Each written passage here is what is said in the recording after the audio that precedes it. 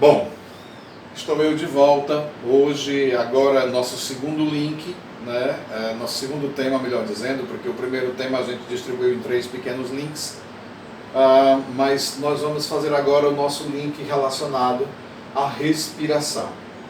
Este é o ponto mais importante, talvez, do trabalho vocal, porque ele vai trabalhar aqui processos respiratórios esquecidos, alterados, que a gente não se dá conta, né, porque a gente não precisa pensar para respirar, enfim. Então essa nossa discussão é bem legal. E, na verdade, todo o trabalho respiratório tem sido o grande problema de todos os cantores por onde eu já passei, né, dos alunos que eu já encontrei. Sempre o trabalho vocal ele é prejudicado por conta do não conhecimento ou da não aplicabilidade prática e correta dos exercícios de respiração. Então, como a nossa conversa vai ser um pouquinho demorada, eu vou sentar aqui um pouquinho para conversar com vocês sobre isso. Bom, respiração. Quando a gente fala de respiração, a gente está falando aqui de um processo nutricional para as células, né? A gente respira para poder nutrir as células de oxigênio e a gente viver. É uma condição básica. Na voz, a respiração ela tem a finalidade de ser o elemento de produção ou ativação do aparelho vocal, né? E aí a gente agora começa a falar um pouquinho de anatomofisiologia. Quando a gente fala de anatomia e fisiologia, a gente tem que conhecer um pouquinho, o mínimo que seja, para poder a gente ter um trabalho mais satisfatório, ter um resultado mais satisfatório, né? Então, o que ocorre? Na respiração, a gente precisa só lembrar de um detalhe. A respiração para nós é a força motriz, né, da voz, é a produção, é a matéria-prima da nossa voz, do canto e da fala. Então, esse processo respiratório ele vai começar no nosso estudo aqui, ele vai começar com um resgate desse processo natural de respirar. Então, a primeira coisa que eu queria propor para vocês é que a gente fosse fazendo e comentando, como numa oficina, né? Como a metodologia dos workshops, onde a gente tem que aprender fazendo. Porque se eu ficar só falando, vai ficar muito chato e vocês vão depois se perder na hora de fazer a prática. Então, a primeira coisa que a gente tem que lembrar, a respiração, para nós, a gente já tem que ter em mente que a primeira coisa que acontece é que nós, adultos, quando fazemos uma respiração conscientizada ou ativa, nós temos a tendência de fazer uma respiração errada, uma respiração equivocada, porque a gente acaba fazendo uma respiração chamada de apical ou superior, ou clavicular, porque é uma respiração que vai se concentrar na região dos peitorais superiores, né, dos ombros, e próxima à clavícula e calcada na ápice do pulmão. Então, você acaba fazendo uma respiração que é mais ou menos isso aqui, ó.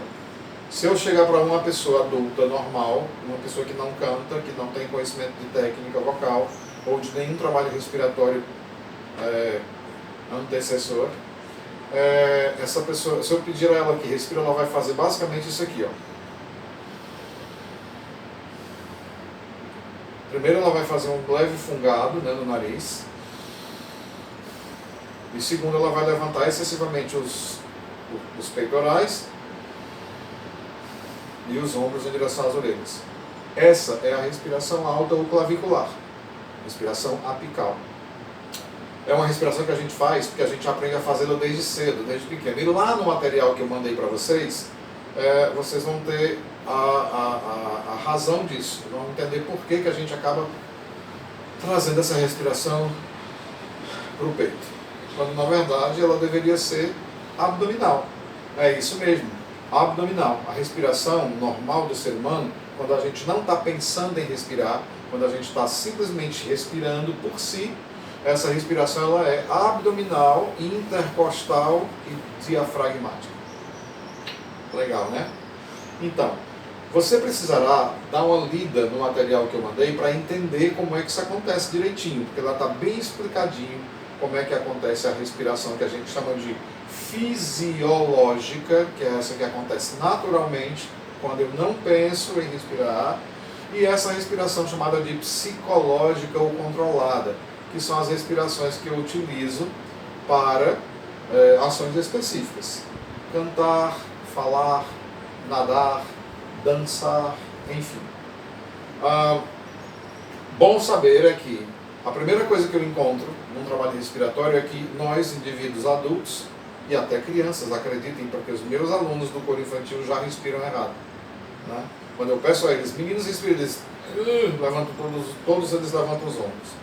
Então, a primeira coisa que a gente vai encontrar é essa respiração autoclavicular, que a gente tem que começar a tratar dela como sendo uma respiração nociva para a gente.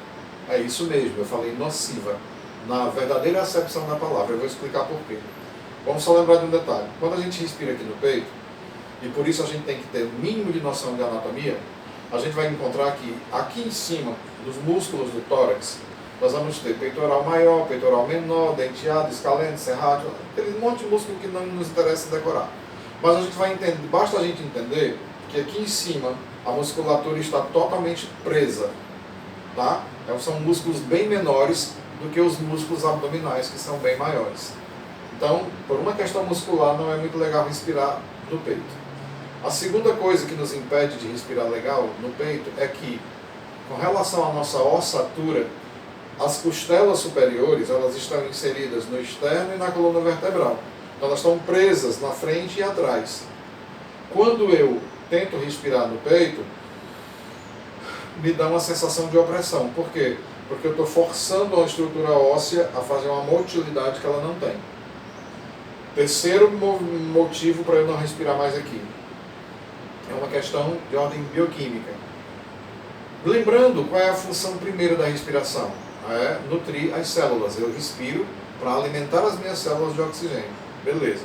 Então eu já sei que se eu respiro no ápice do pulmão, se eu faço uma respiração que se concentra na parte superior do pulmão, no seu ápice, ou na parte mais triangular dele, quando eu faço essa respiração superior, eu tenho a possibilidade de estar trazendo a respiração para os alvéolos mais superiores, e aí não estaria atingindo os alvéolos mais inferiores que estão na base do pulmão. Então, com isso, eu estaria fazendo uma hematose insatisfatória. Maestro Prata, o que diabo é hematose? Hematose nada mais é do que a troca de gases, do oxigênio em gás carbônico. Então, não fazendo essa hematose mais inferior, mais profunda, eu estaria deixando de alimentar bem as minhas células que se encontram nas partes mais distantes do meu corpo, as partes distais, que são os membros inferiores e os membros superiores, né? Então, tudo que está na minha parte mais mediana, né, estaria sendo nutrido, mas o que está para fora talvez não recebesse a quantidade necessária de oxigenação. Então eu estaria fazendo hematose insuficiente, né? Então isso seria muito danoso para a minha vida no futuro. E, por fim, o último motivo, que é de ordem mais mecânica, se a gente pensar que o ar, quando vai para a base do pulmão, ele sai da base do pulmão e vem de volta para produzir o som, o caminho que esse ar percorre da base do pulmão até o meio externo é bem maior do que o caminho que esse ar percorre da parte superior até o meio externo, até o trato vocal. Então, ou seja, o ar estando mais em cima, ele vai sair mais rápido. Então eu vou perder, na verdade, o controle dessa possibilidade de estar segurando o ar mais tempo dentro do meu organismo. Até porque, como eu estou respirando em cima, eu perco o acesso aos movimentos dos músculos abdominais, né, na parte inferior do tronco, que são os responsáveis por fazer o ar demorar mais tempo, no caso aqui, os intercostais internos, juntamente com a parede abdominal que permanece distendida quando eu estiver respirando. Mas isso é assunto para mais na frente. O importante agora é você perceber que você tinha uma respiração alta ou clavicular, né, uma respiração totalmente superior, e que agora a gente precisa fazer com que essa respiração volte para a região abdominal. Lembrando que você só faz essa respiração alta ou clavicular quando alguém te sugere um momento respiratório. Quando alguém te diz, respira fundo, aí você faz aqui em cima. Quando deveria ser, respira fundo, você faria respirar no abdômen, né? Então, esse é o nosso primeiro passo. Reinstalar a nossa respiração abdominal, intercostal e diafragmática. E ela tem esse nome porque ela recruta esses músculos, os músculos abdominais, os músculos intercostais e o diafragma especificamente, que é o músculo responsável maior pela respiração da gente, né? Porque ele vai funcionar ali como um êmbolo que puxa o ar para dentro dos pulmões. Mas essa mecânica toda você pode dar uma lida lá na parte pertinente à respiração. Agora nós vamos fazer a nossa parte prática respiratória. E nós vamos começar com uma dica bem legal para você se livrar dessa respiração superior. Essa dica me foi dada pelo maestro Potiguar Fernandes Fontinelli. Vocês devem conhecê-lo, né? Para quem eu dou aqui um grande abraço. Então, Poti me ensinou que você pode fazer o seguinte. Você imagina que com esses 2 dedos indicadores, você vai empurrar 2 paredes que estão subindo para emparedar você, uma de cada lado. Então você vai empurrar essas paredes com o indicador para baixo, fazendo força contra o chão, ao mesmo tempo em que você inspira. Então quando você faz força para baixo com os braços, fica mais difícil de você levantar os peitorais na hora de fazer a inspiração. Essa dica é muito legal. Funcionou comigo e funcionou com muitos alunos meus a vida inteira. Então, aponta o dedo para baixo, empurra para baixo e inspira. E aí o ar vai entrar e você vai começar a perceber já uma leve dilatação do abdômen. Bom, esse primeiro momento de se desvencilhar da respiração apical ou clavicular é muito importante porque você vai ter mais possibilidade de adquirir consciência corporal para perceber a respiração abdominal, tá? Que é aquela que a gente faz quando está relaxado, quando a gente está em qualquer atividade que a gente não esteja pensando em respirar. A gente está sempre respirando aqui embaixo, só que a gente não percebe porque isso é tudo controlado pelo nosso sistema nervoso autônomo ou periférico. Na verdade, quando a gente começa a fazer um trabalho respiratório, a gente está intervindo com o sistema nervoso central. Então, a nossa ação passa a ser uma ação conscientizada, voluntária, porque eu quero. Por isso que a gente diz que o diafragma tem ação semi-voluntária, né? Porque ele está involuntariamente fazendo um movimento de subir e descer para encher e secar o pulmão, mas quando a gente quer, a gente pode fazer uma contração nos abdominais que prendem o diafragma e faz com que ele demore mais tempo para voltar para a sua posição de retorno. E isso é o controle. É só dar uma lida lá no material que você vai entender direitinho. Então, agora que eu aprendi a fazer a respiração, tirar a respiração da parte superior, eu vou agora começar a me concentrar na minha respiração abdominal. Para a respiração abdominal intercostal diafragmática, eu vou seguir com vocês um modelo da professora Julia Alice Smith. Ela fez um trabalho bem legal de separar, de compartimentar a respiração. E ela chamou isso de quartinhos da respiração. A gente sabe que quando a gente inspira, a gente está recrutando essa musculatura abdominal toda. Aí você de volta vai ter que olhar de novo lá no material que músculos são esses. Mas a gente tem aqui, do externo até a pelvis, um músculo que chama reto abdominal. Aqui do lado dele nós temos os transversos ou oblíquos. Aqui nas costelas, do lado das costelas, entre a crista ilíaca e a última costela, nós vamos ter os intercostais que estão cobrindo, inclusive, parte das costelas superiores. E aqui atrás, nós vamos ter a musculatura lombar. Então, todos esses músculos, eles são recrutados na hora de respirar. Lembrando que tem uns 3 feixezinhos interessantes aqui que também atuam diretamente na respiração, que estão mais internamente. São os pélvicos, os glúteos e o períneo que está entre um e o outro. Então toda essa musculatura vai funcionar conjuntamente para fazer um trabalho respiratório. E a Julia Alice Smith, ela conseguiu fazer essa compartimentação da respiração para que você cantor, para que você, aluno, tivesse a oportunidade de adquirir consciência corporal da respiração.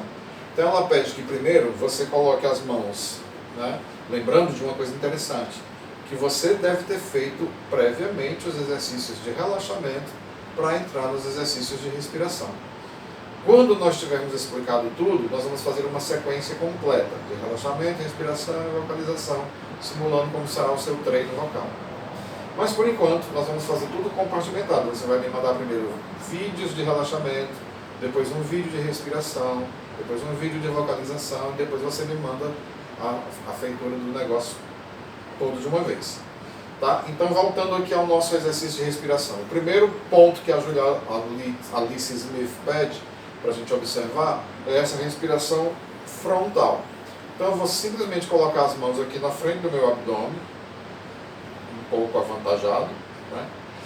Então, você vai tentar, você já sabe que não vai mais levantar peito. Então, você vai colocar uma mão no peito só com segurança e a outra no abdômen. E aí você vai soltar o ar do pulmão como se quisesse soprar todo o ar que tem dentro deles para fora. Eu já percebo que quando eu sopro tudo, a minha mão de baixo afunda. E assim que ela afunda, o ar volta ao normal, normalmente para dentro do pulmão. Vou fazer de novo. Já voltou. Né? Já voltou por quê? Porque eu tenho fibras elásticas. Quando eu estou inspirando, quando eu soprei o ar para fora, estava tendo uma descontração da musculatura. Na hora que eu... Estava tudo contraindo para dentro, desculpa. Quando eu acabei de soltar o ar para fora, tudo se distendeu. A musculatura voltou a se distender. O abdômen se expandiu e aí o diafragma contraiu para baixo. Nessa hora, é bom a gente ter uma ideia interessante de anatomia pelo seguinte. O diafragma, ao contrário dos outros músculos, quando ele se contrai, ele aumenta de tamanho. Olha aqui uma coisa interessante. No meu bíceps está distendido, né? Ele vem daqui até aqui. Quando eu contraio o meu bíceps, nessa contração, o bíceps aumentou o volume, mas diminuiu de tamanho, tá vendo? Ó, aqui, aqui, aqui, aqui. O diafragma, quando se contrai, ele aumenta de tamanho. Então, por esse aumento de tamanho, ele sai empurrando as vísceras abdominais, por isso que a musculatura abdominal se distende. Então, quando eu inspiro, na verdade, eu estou fazendo um movimento de expansão do abdômen, as costelas inferiores se afastam, não é? O diafragma tomba para baixo, está empurrando tudo para baixo. Então eu tenho um aumento do abdômen na inspiração.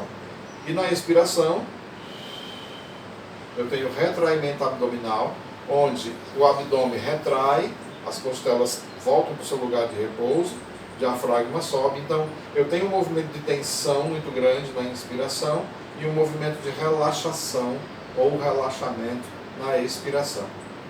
Bom, isso é a mecânica da respiração natural. E nesse momento agora, eu estou eu estou comprovando somente essa distensão abdominal frontal. Então, mão no peito, mão embaixo. Solta o ar, enche, solta o ar, enche, solta o ar, enche. Ok. Segundo momento, é o segundo estágio. Nós vamos passar agora da região frontal para essa região oblíqua. Então, eu vou botar a mão aqui, solto o ar, enche. Solto o ar, enche. Solto o ar, enche. Nessas horas é bom ter o abdômen avantajado. Mas também quem não tem vai perceber com muito mais nitidez, porque não tem intensidade de pouso sobreposto, não é? E algumas pessoas me perguntam, mas maestro, se eu fizer esse exercício eu vou ficar barrigudo? De jeito nenhum, muito pelo contrário. Você vai estar trabalhando a sua musculatura, fazendo com que aconteça o revigoramento de tônus muscular aqui. Então não se preocupe com isso, tá? Você só está enfatizando E lógico que a gente faz uma pequena caricatura, né? A gente exagera um pouquinho para você perceber o movimento, mas na verdade a gente só está realizando um movimento que é natural do organismo, do corpo, tá? Bom, voltando ao texto. Fizemos frontal, fizemos transversal e agora vamos fazer intercostal, lateral, né? Então ela pede que você destrava o joelho, inclina para um dos lados e aí você põe a mão aqui do lado. Você vai ver que é entre esse osso aqui, ó, a crista ilíaca e as costelas. Então aqui do lado tem uma parte vazia, né? Um bolsinho de ar aqui. Então ela pede para você encher isso aqui de ar. Solta o ar, enche, ó. Solta. Olha como isso aqui enche. Solta e enche. Pronto. Fez isso de um lado, você faz de novo do outro. Então você vai comprovar que existe uma dilatação lateral, porque os intercostais também se distendem na inspiração. E aí, por fim, você vai vir para trás, né? Vai vir para trás, vai inclinar um pouquinho para frente, e aí você vai fazer a mesma coisa, inspirar, solta todo o ar primeiro, inspira e solta. Eu vou fazer bem de costas para vocês, né, para que vocês consigam ver a expansão do abdômen. Das costas. Solta. Encheu. Solta. Encheu. Solta. Encheu. Bom, com isso você percebeu que você tem uma expansão frontal, transversa, lateral e posterior.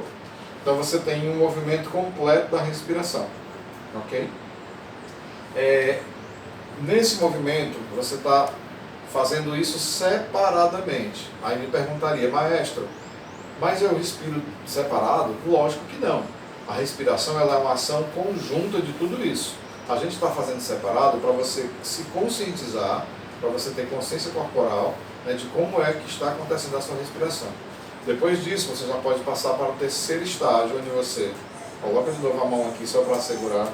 Bianca, você quer fazer a aula também, Bianca? Essa é a Bianca, pessoal. Bianca está de vestidinho porque ela se prepara para uma cirurgia. Ela vai fazer a segunda retirada da cadeia mamária. Pois é, voltou. Mas ela vai ficar bem, né? Né, Bianca? E essa é a Bionda, a irmã dela. Elas vivem participando das aulas, é impressionante. Eu fiz questão de deixá-las, porque como a gente está em casa, né, está todo mundo descontraído, acho que não tem nenhum problema. Então, nós vamos agora para o nosso terceiro estágio. A gente fez frontal, a gente fez transverso, a gente fez lateral e fez posterior. Agora nós vamos passar para a nossa respiração completa. Então nós vamos deixar os braços relaxados ao longo do corpo, os pés paralelos, sempre na posição neutra, né? E nós vamos fazer. Solta todo o ar, inspira, solta todo o ar, inspira, solta todo o ar, inspira, solta todo o ar, inspira. Então a gente já acaba percebendo que com a prática a gente vai trazendo a respiração de novo para a região mais abdominal que torácica. Lembrando de um assunto interessante, um detalhe interessante. Quando eu faço a respiração totalmente abdominal no começo, consequentemente ela passa a ser torácica, mas no sentido de dilatação lateral e antero-posterior, nunca vertical, tá bom? Porque a respiração é como encher a garrafa de água. Você põe água na garrafa, ela vai encher a base da garrafa e por último o gargalo. Então o nosso tórax seria o nosso gargalo, digamos assim. Então nós acabamos de fazer com essa prática que nós podemos ter essa respiração abdominal conscientizada. Só que essa respiração abdominal conscientizada, ela ainda não é a respiração, a mecânica que nós vamos usar, a mecânica respiratória que nós vamos usar para cantar. Por quê? Porque nessa mecânica que a gente fez agora, né, As inspirações, ou seja, as entradas de ar nos pulmões, elas são demoradas e as saídas são muito rápidas. Então eu inspiro e expiro mais depressa. Por quê? Porque lembra que para eu inspirar eu recrutei as fibras musculares do meu corpo, né? Então eu usei aqui musculaturas que estão permeadas de elastina.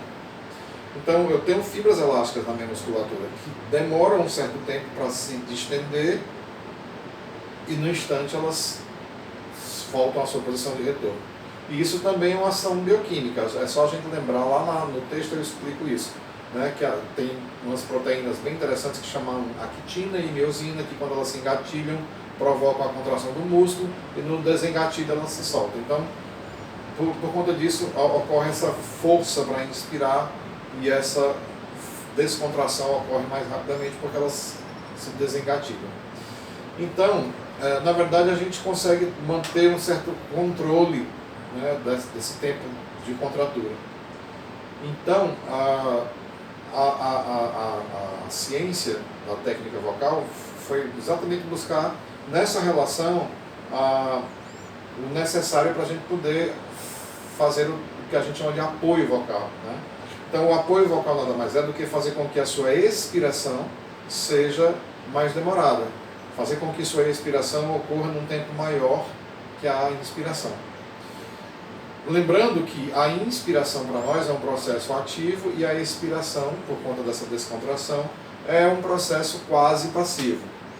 Eu digo quase passivo porque antes dizia-se que era passivo, mas agora a gente já sabe que na hora da descontração dos músculos, os intercostais externos continuam contraídos.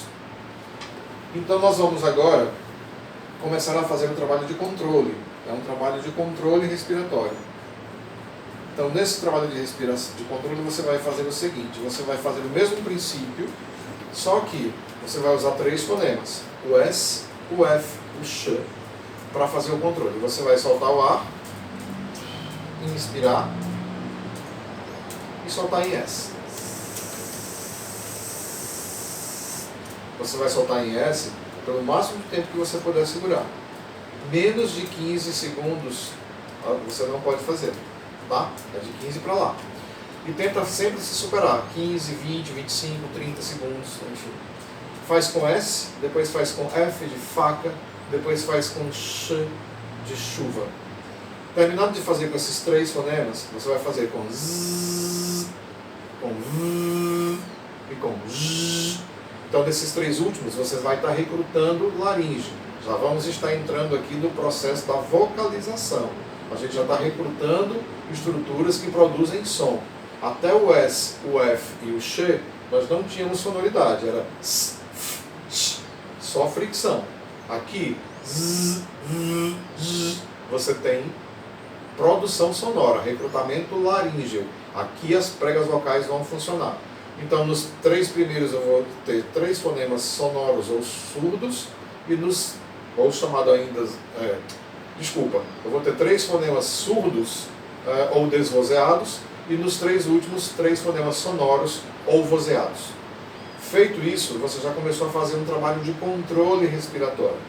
No próximo link, nós vamos agora trabalhar especificamente somente exercícios de controle para você aumentar a sua capacidade de expiração, para que você tenha uma coluna de ar mais duradoura que irá se transformar em coluna de som. E isso a gente vai ver no link seguinte. Obrigado!